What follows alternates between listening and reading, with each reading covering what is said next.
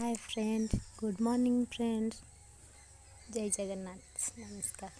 आज आम करवा कोलथ डाली। प्रथमे कोलथ को भलसे कर धोई दे भाजी ताकू चूरी धोईकिने हलदी लुण पकई सिझाई दबा। सिझी गला परे रसुण छेची दबा।